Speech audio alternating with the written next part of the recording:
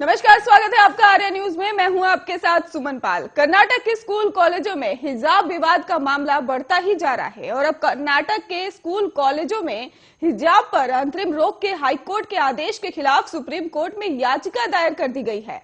आदेश को मुस्लिम लड़कियों से भेदभाव बताया है और साथ ही आदेश पर तत्काल रोक की मांग की गई है।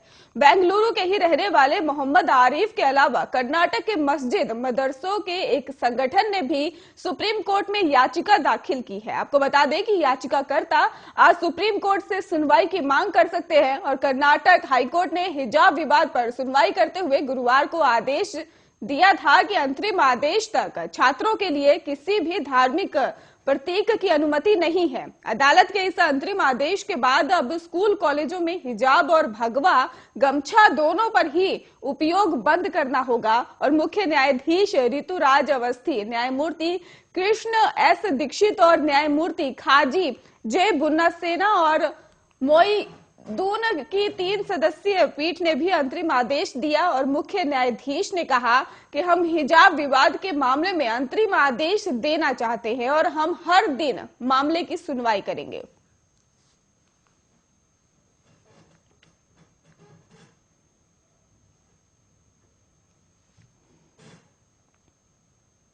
उत्तर प्रदेश विधानसभा चुनाव के पहले चरण में 11 जिलों के 58 विधानसभा सीटों पर वोट डाले गए और इस बार इन सीटों पर ही 60.17% मतदान हुआ, जो साल 2017 के चुनाव से 2% कम है। पिछले विधानसभा चुनाव में इन निर्वाचन क्षेत्रों में 63.47% मतदान हुआ था और साल 2017 के चुनाव में बीजेपी ने इन 58 सीटों में से 53 सीटों पर ही जीत हासिल की थी। पहले आपको बता दें, इसको लेकर वोटिंग आगरा में ही 60.33% और अलीगढ़ में 60.49%, बागपत में ही 60.35% और बुलंदशहर की बात की जाए तो 60.52% और वहीं गौतम बुद्ध नगर में 56.73% और गाजियाबाद में 54.77%, हापुड़ में बात की जाए तो 60.50%, मथुरा में 63.28% और मेरठ में 60.91% और मुजफ्फरनगर में ही 65.34% और शामली में 42% मतदान हुआ है। और पहले चरण का चुनाव जाट बहुल क्षेत्र में हुआ है और इस चरण में ही राज्य सरकारें मंत्रियों और श्रीकांत शर्मा, सुरेश राणा, संदीप सिंह, कपिल देव अग्रवाल और अतुल गर्ग और चौधरी लक्ष्मी नारायण समेत कुल 623 उम्मीदवारों के सियासी भाग्य का फैसला ईवीएम में ही बंद हो गया है। इनमें 73 महिला उम्मीदवार भी शामिल हैं।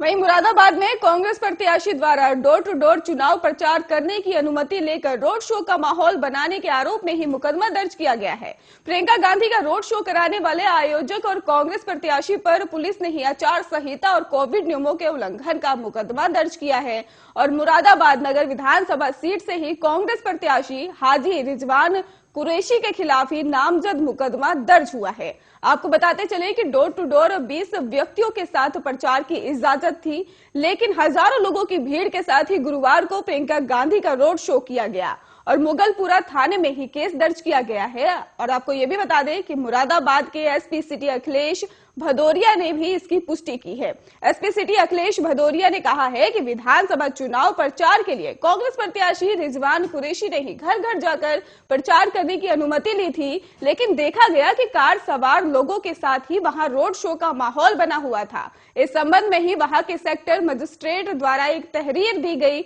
और जिस पर ही अभियोग पंजीकृत किया जा रहा है। और वहीं इस संबंध में कांग्रेस उम्मीदवार रिजवान कुरैशी ने कहा कि हम जनसंपर्क ही कर रहे थे, लेकिन ये जनता का प्यार था और वो हमारा फूलों से स्वागत कर रहे थे और इसमें हमारा कोई कसूर नहीं है। पिछले दिनों यूपी के उप मुख्यमंत्री और गृह मंत्री के जनसंपर्क में काफी लोग थे, तब क्यों एफआईआर दर्ज नहीं हुआ और ये बीजेपी की विफलताओं का ही नतीजा है। आपको बताते चले कि जिस चुनाव प्रचार को लेकर मुकदमा दर्ज किया गया है उसमें प्रियंका गांधी वाड्रा भी थी। टीएमसी सुप्रीमो ममता बनर्जी ने पात्र 2000 से अधिक शरणार्थी परिवारों को फ्री होल्ड भूमि दस्तावेज सौंपे हैं और इस दौरान उन्होंने भरोसा दिलाया है कि राज्य में शरणार्थी परिवारों के कब्जे वाली सभी जमीन को नियमित किया जाएगा। ममता ने कहा कि मतुआ सहित ही किसी भी शरणार्थी समुदाय को उसकी भूमि के लिए फ्री होल्ड दस्तावेज से वंचित नहीं रखा जाएगा। भूमि दस्तावेज रखने वाले एक भी शरणार्थी परिवार को उसकी जमीन से बेदखल नहीं किया जाएगा। और मुख्यमंत्री ने दावा किया है कि बंगाल में कम से कम 261 शरणार्थी कॉलोनियों को पहले ही नियमित किया गया है और बीते 3 वर्षों में ही 52,000 से अधिक लोगों को लाभान्वित करते हुए ही 27,000 पट्टे बांटे गए हैं। और नवंबर 2020 में ही उन्होंने घोषणा की थी कि राज्य में 1.25 लाख फ्री होल्ड भूमि दस्तावेज जारी किए जाएंगे। और तृणमूल सरकार ने ही जाहिर तौर पर ही भाजपा को राजनीतिक लाभ पाने से रोकने के लिए ही शरणार्थी भूमि को नियमित करने और फ्री होल्ड जमीन दस्तावेज सौंपने का निर्णय लिया था, जो नागरिकता संशोधन अधिनियम और राष्ट्रीय नागरिक पंजी के जरिए ही शरणार्थियों को ही लुभाने की उम्मीद कर रही थी। और दरअसल आपको ये भी बता दें कि सीएम ममता सीएए के सख्त खिलाफ भी है और इसी कड़ी में कोलकाता के नेताजी इंडोर स्टेडियम में ही आयोजित दस्तावेज वितरण कार्यक्रम में ही तृणमूल सुप्रीमो ने कहा कि मैं आपको बधाई देना चाहता हूं, ये आपकी जमीन के प्रति आपका अधिकार है और लंबे संघर्ष के बाद आपने आखिरकार ये मुकाम हासिल किया है। और राज्य सरकार के सभी शरणार्थी कॉलोनियों को कानूनी रूप से ही नियमित कर दिया गया है और उन जगहों से किसी को भी बेदखल नहीं किया जाएगा। भूमि के लिए फ्री होल्ड दस्तावेज समय समय पर सौंपे जाएंगे।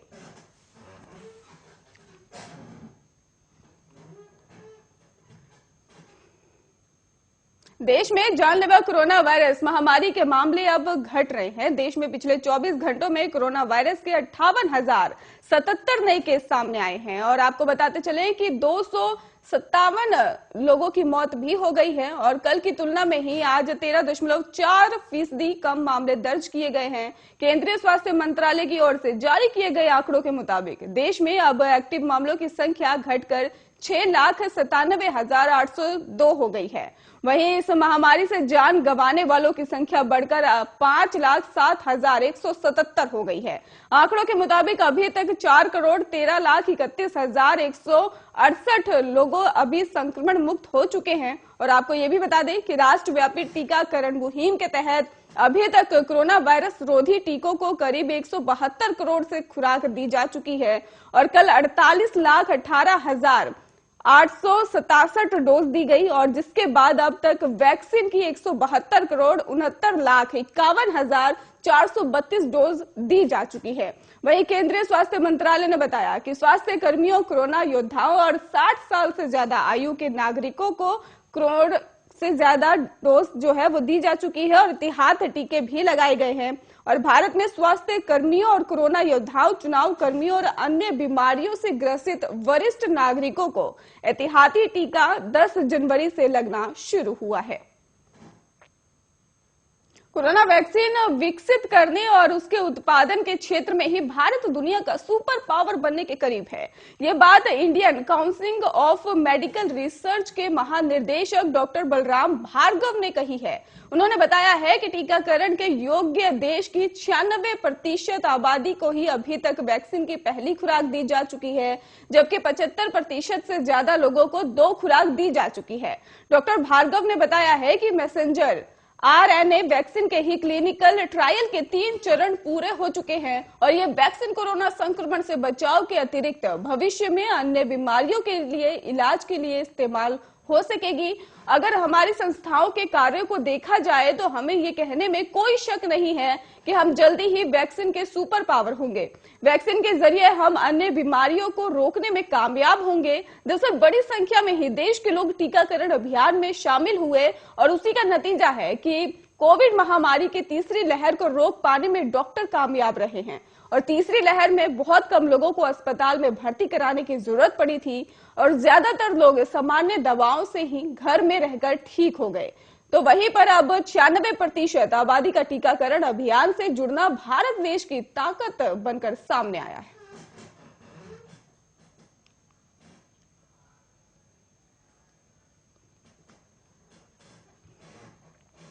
आईआरएमएस के लिए अधिसूचना जारी कर दी गई है। आपको बता दें कि आईआरएमएस के ही तहत रेलवे की 8 वर्तमान सेवाओं का एकीकरण किया गया है और इससे पहले रेल मंत्रालय ने 9 फरवरी को ही इसके लिए अधिसूचना जारी की थी। बताते चले कि रेल मंत्रालय में ही पीयूष गोयल के कार्यकाल के दौरान इन सुधारों पर प्रस्ताव किया गया था और इसको लेकर कुछ अधिकारियों में नाराजगी की बात भी कही जा रही थी। हालांकि रेलवे ने स्पष्ट किया है कि इससे अधिकारियों की वरिष्ठता प्रभावित नहीं होगी। रेलवे ने कहा कि महाप्रबंधक के 27 पदों को शीर्ष ग्रेड में ही अपग्रेड किया गया है और यह सुनिश्चित किया जाएगा कि सभी पूर्ववर्ती सेवाओं के पात्र अधिकारियों को महाप्रबंधक का शीर्ष ग्रेड मिले।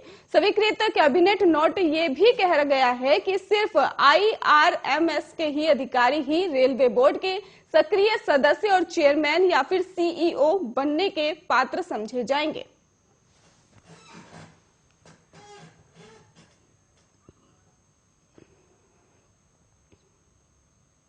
वहीं यूपी विधानसभा चुनाव के सियासी समर को और धार देने के लिए प्रधानमंत्री नरेंद्र मोदी 11 फरवरी यानी कि आज पहुंच रहे हैं और यहां पटियाली विधानसभा सीट पर ही दरियाबगंज रोड पर चुनावी रैली करेंगे। पीएम मोदी से पहले 1959 में ही इंदिरा गांधी यहां पहुंची थी और कासगंज की पटियाली सीट का ही इतिहास बेहद दिलचस्प रहा है।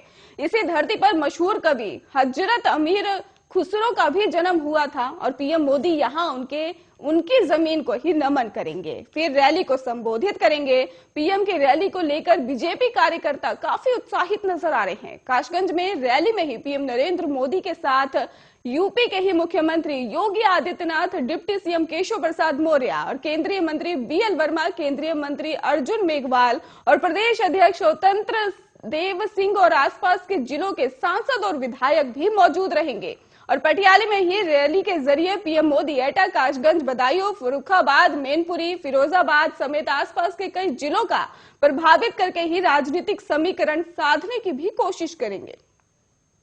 हाल ही में क्वाड की बैठक शुरू होने जा रही है, जहां सभी सदस्य देशों का ही प्रतिनिधित्व करने के लिए हिस्सा लेने मंत्री पहुंच रहे हैं। तो वहीं भारत के विदेश मंत्री एस जयशंकर भी क्वाड की बैठक में ही हिस्सा लेंगे। आपको बता दें कि इस दौरान ही उनकी ऑस्ट्रेलिया के प्रधानमंत्री स्कॉट मार्सन, ऑस्ट्रेलिया के विदेश मंत्री मॉरिस पाइने और जापान के विदेश मंत्री योशिमासा हयाशी और अमेरिकी विदेश मंत्री एंटनी ब्लिंकन से मुलाकात होगी। क्वाड की चौथी बैठक से पहले सभी का एक फोटो सेशन भी हुआ है। इस बैठक से 2 दिन पहले ही चीन ने इसको लेकर सहयोगी देशों पर जमकर कोसा है और चीन का आरोप है कि इसके सहयोगी देश क्षेत्रीय देशों के बीच खाई बनना चाहते हैं। चीन की तरफ से ये कहा जा गया है कि यह गठबंधन दरअसल उसके पड़ोसी देशों के बीच टकराव पैदा करने के लिए बनाया गया है। अमेरिका को आड़े हाथों लेते हुए चीन के विदेश मंत्रालय के प्रवक्ता का कहना है कि लोकतांत्रिक मूल्यों के नाम पर ही एक रेखा खींचकर उनके खिलाफ छोटे छोटे दल या गठबंधन बना रहे हैं। और चीनी विदेश मंत्रालय के प्रवक्ता झाओ लिजियान ने बेहद स्पष्ट शब्दों में कह दिया है कि इस तरह के किसी भी गठबंधन के खिलाफ हैं। उन्होंने ये भी कहा कि शीत युद्ध के मानसिकता को त्यागना ही बेहतर है। साथ ही अमेरिका को ऐसी कोशिशें नहीं करनी चाहिए जिससे उनके पड़ोसी देशों के बीच किसी भी तरह की दरार बने और तनाव का कारण बने। चीन का कहना है कि अमेरिका को शांति और स्थिरता के लिए काम करना चाहिए।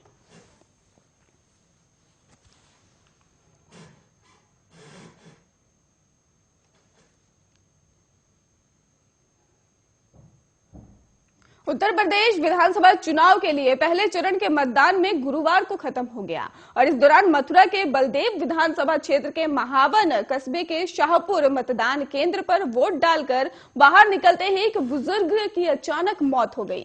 बुजुर्ग की मौत के पोलिंग बूथ पर ही हड़कंप मच गया। आनन फानन में पुलिस और प्रशासनिक अधिकारी मौके पर पहुंच गए। महावन क्षेत्र के ही पुलिस उपाध्यक्ष रविकांत पाराशर ने बताया है कि नगला पिपरी निवासी 71 साल के नथनी लाल बघेल दोपहर को ही अपने भतीजे राकेश के साथ मतदान करने गए हुए थे और वोट डालकर बाहर निकले ही अचानक गश खाकर ही गिर पड़े। उन्हें तुरंत अस्पताल ले जाया गया, जहां चिकित्सकों ने उन्हें मृत घोषित कर दिया। चिकित्सकों ने उन्हें सामान्य मौत बताया है। पुलिस ने बुजुर्ग को परिजनों को पोस्टमार्टम कराए जाने की भी बात कही है और इसके साथ ही उन्होंने इनकार कर दिया। इसके बाद परिजनों को शव सौंप दिया गया। देर शाम बघेल के ही परिजन ने उनका अंतिम संस्कार कर दिया।